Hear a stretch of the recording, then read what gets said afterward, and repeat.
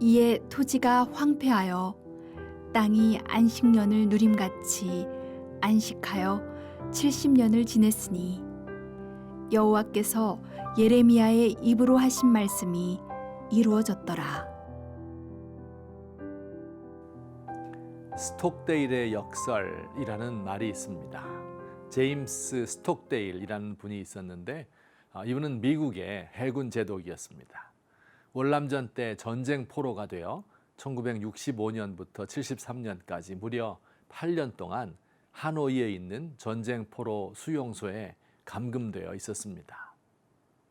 람보라는 영화를 통하여 베트남 포로 수용소의 상황을 엿볼 수 있습니다. 먹을 것과 물이 부족합니다. 벌레가 들끓고 열병이 창궐합니다. 수십 차례 고문을 받고 독방에서 지낼 때도 있었습니다. 그런데 그는 그런 환경에서 8년이라는 세월을 버텨냈습니다.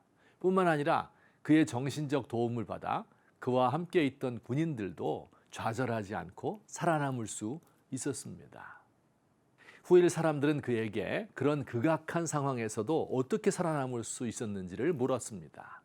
스톡데일은 두 가지 대답을 하였습니다. 첫째, 그 처참하고 암담한 상황 속에서도 그는 반드시 풀려날 것이라 하는 소망을 잃지 않았다고 합니다. 먼 훗날 이 힘든 생활을 기억하면서 이 고생 때문에 내 삶이 바뀌었다고 간증할 때를 상상하면서 그 시간을 견디었다고 합니다.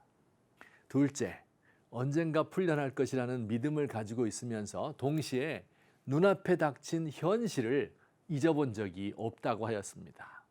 그가 포로 수용소에 있으면서 많은 포로들을 만났는데 제일 먼저 자살하는 사람이 막연한 낙관주의자였다고 합니다. 근거 없는 희망을 가지고 사는 것이 아니라 냉혹한 현실을 인정하고 직시하는 것이 중요하다는 말입니다.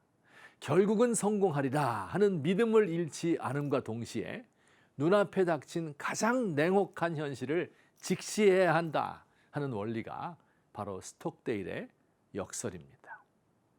유다 멸망의 역사를 보면서 우리는 바로 이 두 가지 사실을 배우게 됩니다. 첫째, 근거 없는 희망을 가지면 안 된다는 것입니다.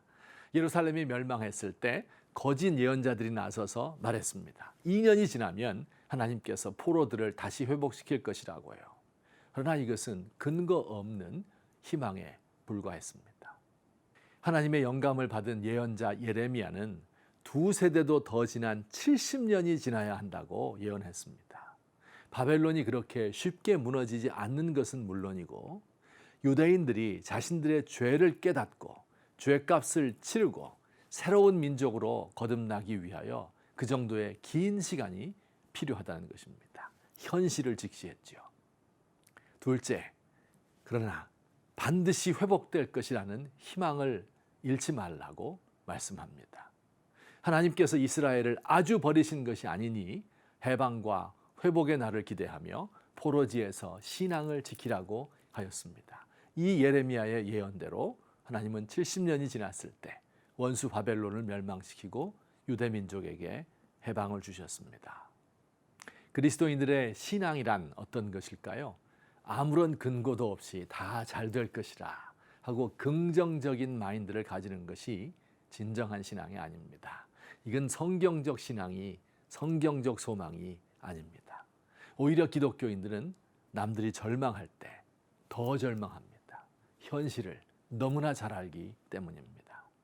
예컨대 경제가 어렵다고 할 때 문제는 경제만 어려운 게 아닙니다. 경제가 어렵게 된 가장 중요한 이유는 사람들의 탐욕 때문인데 그 탐욕이 해결되지 않은 겁니다.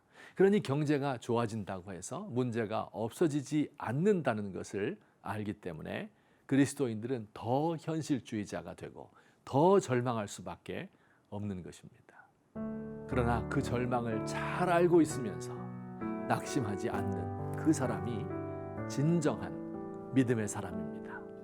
그 절망 한가운데서 빛을 비추시는 하나님의 자비와 인자하심을 알기 때문입니다.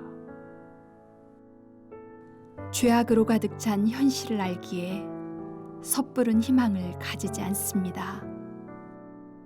내 안에서 해결되지 않는 죄악들이 꿈틀거리는 것을 알기에 미래를 긍정적으로 보지 않습니다. 그러나 나를 끝까지 놓지 않으시는 주님을 믿기에 저의 미래는 밝을 것입니다. 아침마다 주의 인자를 보여주시기에 오늘도 새로운 소망을 가지고 힘찬 하루를 내딛습니다.